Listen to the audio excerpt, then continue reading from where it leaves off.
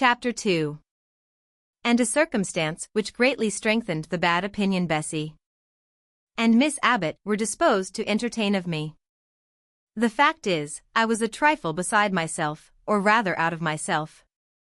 As the French would say, I was conscious that a moment's mutiny had already rendered me liable to strange penalties, and, like any other rebel slave, I felt resolved, in my desperation, to go all lengths.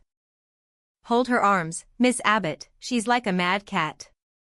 For shame! For shame, cried the lady's maid.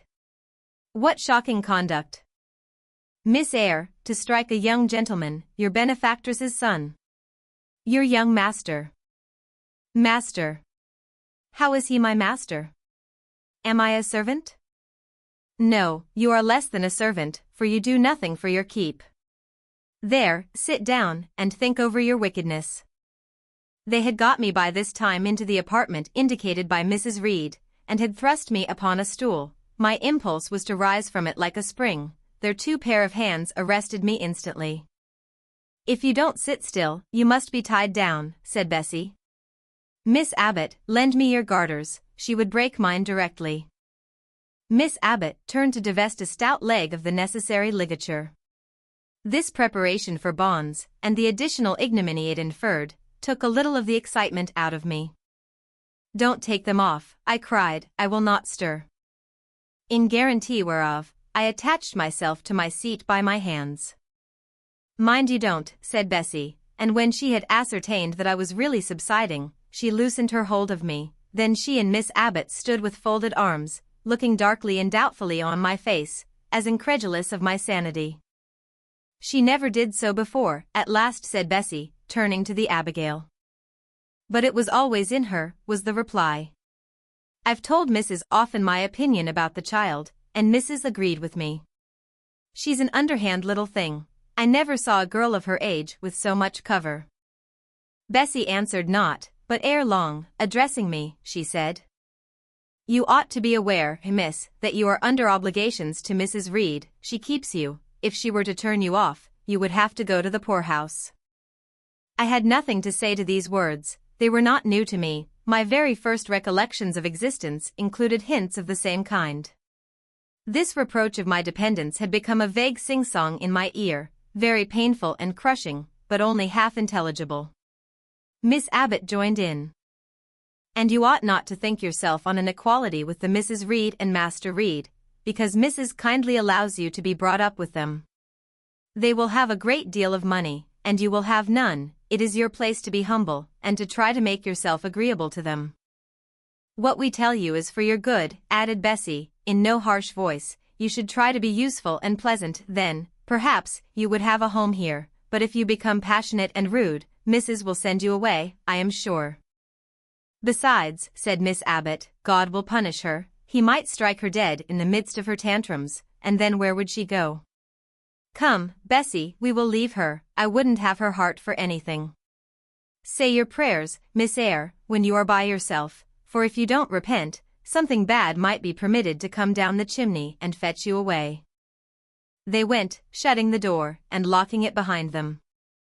The Red Room was a square chamber, very seldom slept in, I might say never, indeed, unless when a chance influx of visitors at Gateshead Hall rendered it necessary to turn to account all the accommodation it contained. Yet it was one of the largest and stateliest chambers in the mansion. A bed supported on massive pillars of mahogany, hung with curtains of deep red damask, stood out like a tabernacle in the center. The two large windows, with their blinds always drawn down, were half shrouded in festoons and falls of similar drapery. The carpet was red. The table at the foot of the bed was covered with a crimson cloth. The walls were a soft fawn color with a blush of pink in it. The wardrobe, the toilet table, the chairs were of darkly polished old mahogany.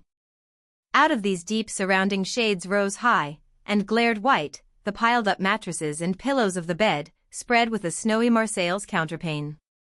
Scarcely less prominent was an ample cushioned easy chair near the head of the bed, also white, with a footstool before it, and looking, as I thought, like a pale throne. This room was chill, because it seldom had a fire. It was silent, because remote from the nursery and kitchen, solemn, because it was known to be so seldom entered.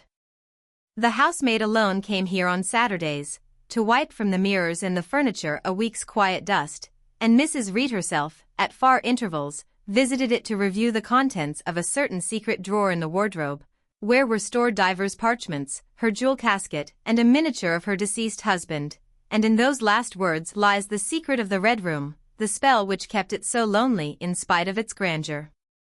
Mr. Reed had been dead 9 years. It was in this chamber he breathed his last, here he lay in state, hence his coffin was borne by the undertaker's men, and, since that day, a sense of dreary consecration had guarded it from frequent intrusion.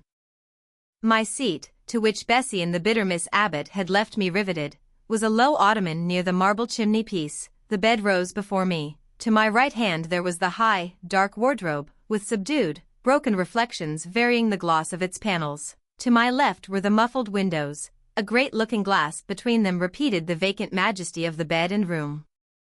I was not quite sure whether they had locked the door, and when I dared move, I got up and went to see. Alas! Yes, no jail was ever more secure.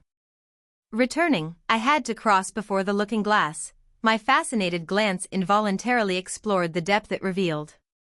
All looked colder and darker in that visionary hollow than in reality, and the strange little figure there gazing at me, with a white face and arms specking the gloom, and glittering eyes of fear moving where all else was still, had the effect of a real spirit. I thought it like one of the tiny phantoms, half fairy, half imp, Bessie's evening stories represented as coming out of lone, ferny dells and moors, and appearing before the eyes of belated travelers. I returned to my stool. Superstition was with me at that moment, but it was not yet her hour for complete victory. My blood was still warm, the mood of the revolted slave was still bracing me with its bitter vigor. I had to stem a rapid rush of retrospective thought before I quailed to the dismal present. All John Reed's violent tyrannies, all his sister's proud indifference, all his mother's aversion, all the servants' partiality, turned up in my disturbed mind like a dark deposit in a turbid well. Why was I always suffering, always browbeaten, always accused, forever condemned? Why could I never please? Why was it useless to try to win anyone's favor? Eliza, who was headstrong and selfish, was respected.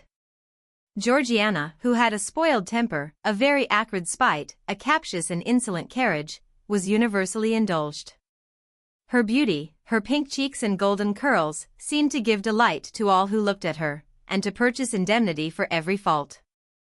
John no one thwarted, much less punished, though he twisted the necks of the pigeons, killed the little pea-chicks, set the dogs at the sheep, stripped the hothouse vines of their fruit, and broke the buds off the choicest plants in the conservatory. He called his mother old girl, too, sometimes reviled her for her dark skin, similar to his own, bluntly disregarded her wishes, not unfrequently tore and spoiled her silk attire, and he was still her own darling.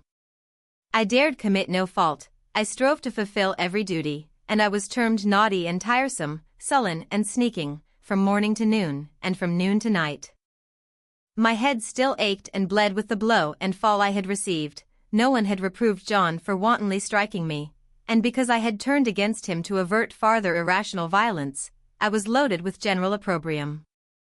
Unjust, unjust, said my reason, forced by the agonizing stimulus into precocious though transitory power, and resolve, equally wrought up, instigated some strange expedient to achieve escape from insupportable oppression, as running away, or, if that could not be effected, never eating or drinking more, and letting myself die.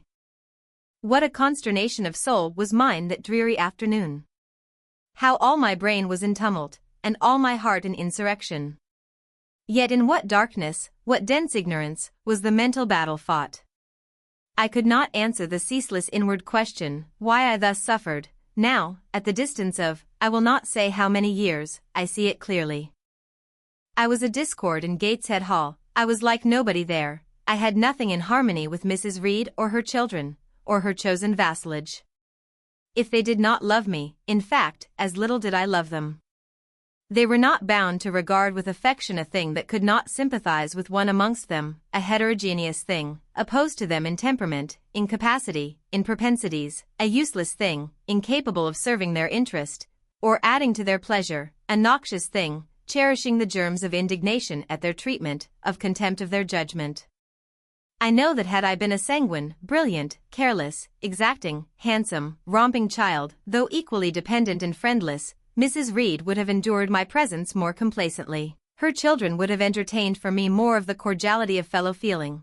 The servants would have been less prone to make me the scapegoat of the nursery. Daylight began to forsake the Red Room. It was past 4 o'clock, and the beclouded afternoon was tending to drear twilight. I heard the rain still beating continuously on the staircase window, and the wind howling in the grove behind the hall. I grew by degrees cold as a stone, and then my courage sank. My habitual mood of humiliation, self-doubt, forlorn depression, fell damp on the embers of my decaying ire. All said I was wicked, and perhaps I might be so. What thought had I been but just conceiving of starving myself to death? That certainly was a crime, and was I fit to die? Or was the vault under the chancel of Gateshead Church an inviting bourne? In such vault I had been told did Mr. Reed lie buried, and led by this thought to recall his idea, I dwelt on it with gathering dread. I could not remember him, but I knew that he was my own uncle, my mother's brother, that he had taken me when a parentless infant to his house, and that in his last moments he had required a promise of Mrs. Reed that she would rear and maintain me as one of her own children. Mrs. Reed probably considered she had kept this promise, and so she had, I dare say, as well as her nature would permit her, but how could she really like an interloper not of her race, and unconnected with her, after her husband's death, by any tie? It must have been most irksome to find herself bound by a hard-wrung pledge to stand in the stead of a parent to a strange child she could not love, and to see an uncongenial alien permanently intruded on her own family group. A singular notion dawned upon me.